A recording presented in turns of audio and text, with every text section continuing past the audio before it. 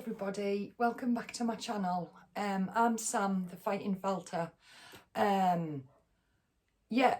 quick update really. Well, this is supposed to be my weekly vlog, but I'm going to do an update first on my scan results. And to be honest, I haven't actually got a lot done this week. I've had quite a few days of feeling not too great, so I haven't been anywhere really, I haven't done anything really. So I'm afraid there's not really that much that I've done this week to show you really. But I'll do this quick update, and then I'll add the clips on at the end. Yeah, so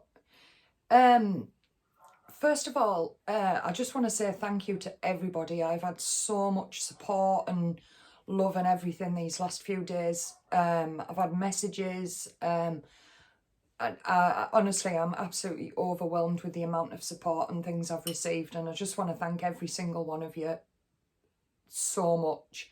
Really, from the bottom of my heart, I mean that. And I really, really appreciate every single one of you. Yeah, so basically, just a quick recap really of, just in case anybody's new and you don't really know where I'm at with my journey really.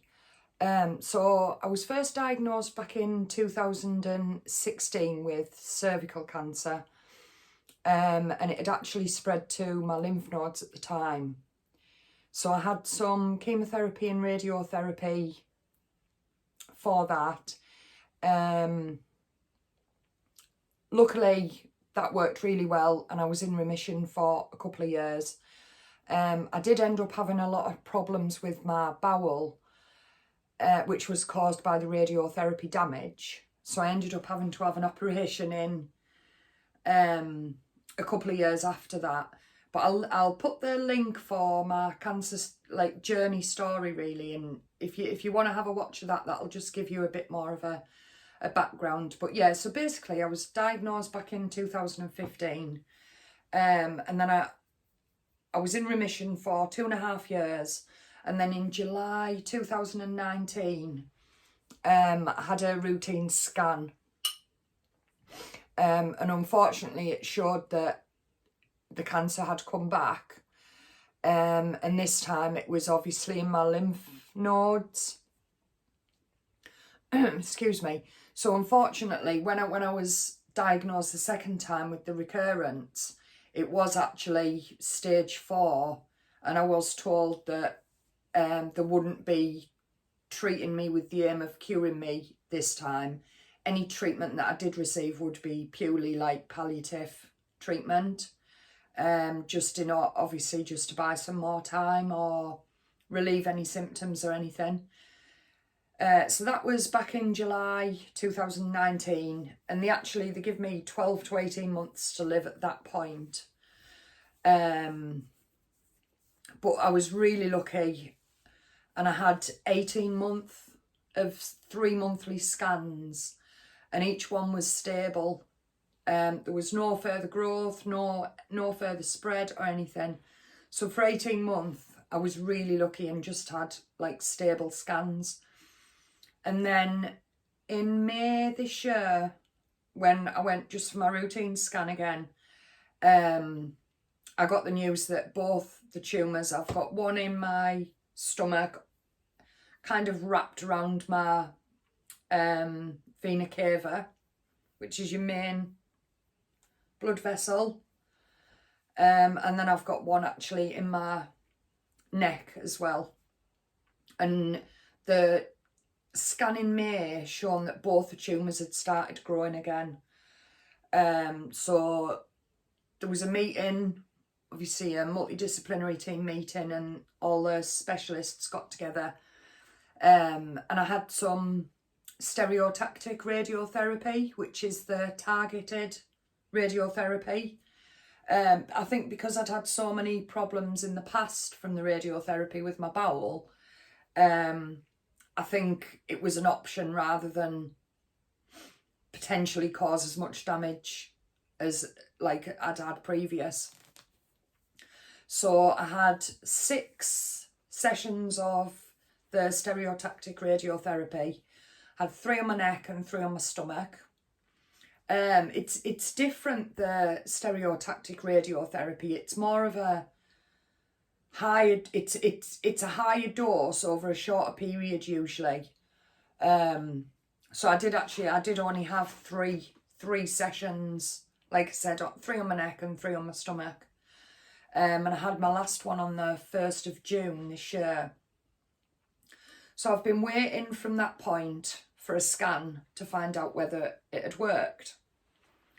So I had my scan on the 1st of September, and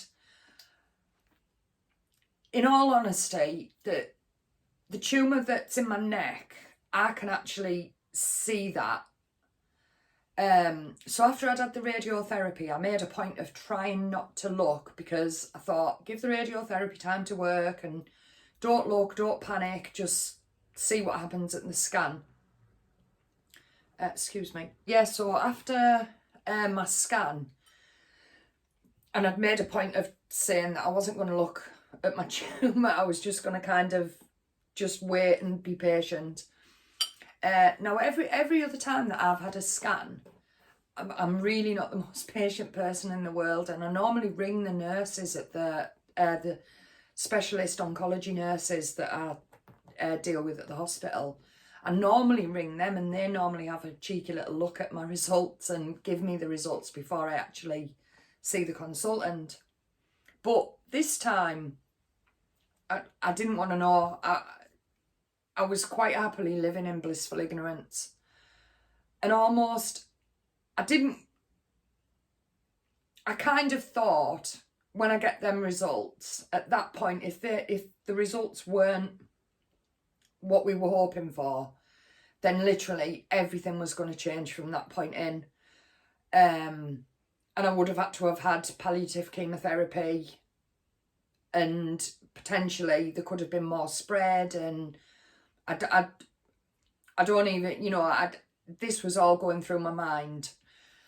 Anyway, so I had my scan on the 1st of September, and like I said, I was really patient this time. Well, not so much patient, I was just living in blissful ignorance, and I really didn't want to know. Psychologically, I think this time around, it's really messed with me a lot more than it normally does. I think because they'd started growing last time, and because I caught a glimpse of the tumour in my neck a few weeks ago, I kind of knew that they weren't gone.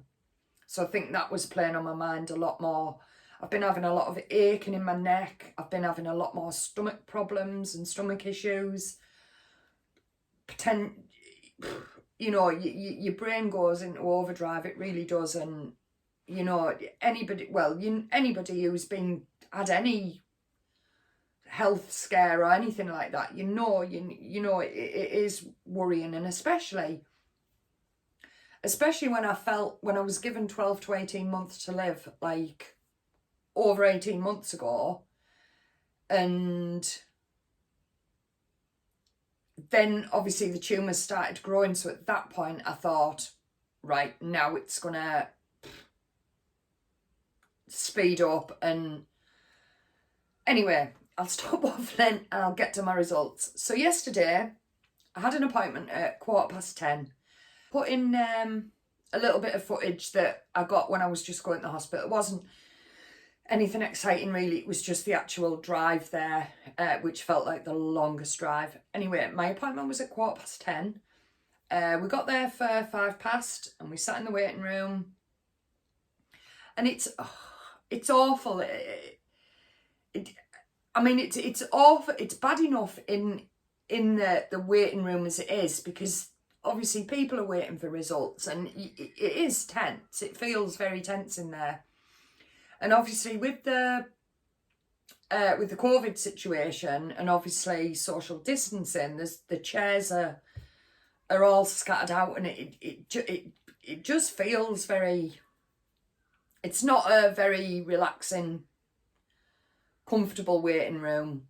Anybody who's been to the radiotherapy outpatients, so the chemotherapy unit at James Cook Hospital will know what I mean. Anyway, so we get called into my appointment. I'm sat there with Ross. Obviously, we're both really on edge by this point. And we heard the doctor talking to one of the nurses outside the room. And we overheard her saying, "Oh, is she on her own?" At which point me and Ross looked at each other and absolutely panicked because and obviously the nurse had said, "Oh no, her husband's with her," sort of thing. So that straight away I thought, oh, my jaw literally hit the ground. I thought, here we go.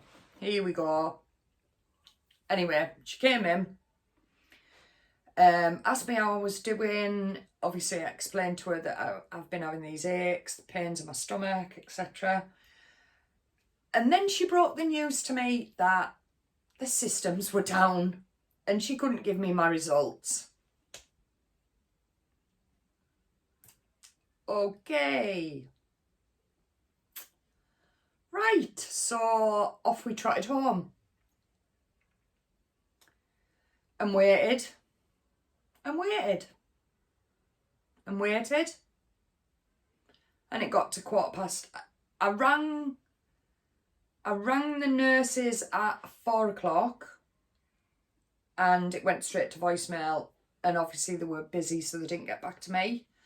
I rang my consultant secretary at 4:30, who actually informed me that they hadn't reported on my results. It wasn't that the systems were down, it was that nobody had reported the actual findings. So obviously that was that.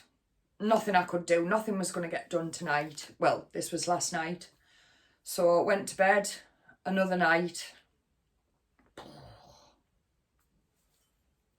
Absolutely going crazy. Anyway, cut through last night, and eventually today I got a phone call, and fantastic news, both tumours appear to be slightly smaller. Hallelujah. Which I know it's not amazing, fantastic, they've not gone or anything. I don't even care. I do not care that they've not gone. The fact is, they've got a bit smaller. So now I have 3 months. 3 months where I can put it to the back of my mind and live my life. And I'll worry about it. It's not going anywhere. I'm not under any illusion that it's going anywhere. And I know in 3 months' time, I'm going to have exactly the same concerns and exactly the same worries. Unfortunately, that is the nature of living with stage 4 cancer. And there's nothing I can do about that. But today, I'm doing okay. I'm doing okay today. Sorry. I just am so relieved, honestly. Anyway, so amazing news. Absolutely fantastic. Sorry.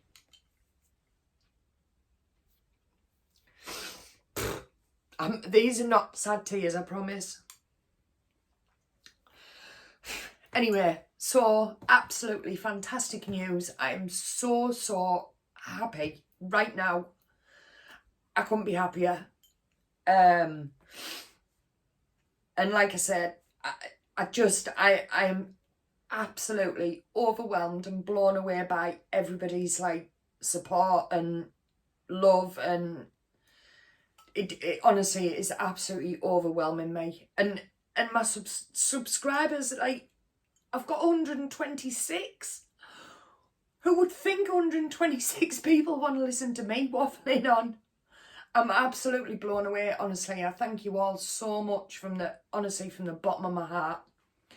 I'm going to stop waffling on now. Yeah, so amazing news, and thank you all so much. And I will be back in a couple of days with something a little bit more exciting. But honestly, thank you to every single one of you who supported me and messaged me and everything. I truly appreciate every single one of you. But anyway, I'm leaving it on a good note. Thank you all so much, and I'll see you very soon. Take care. Bye.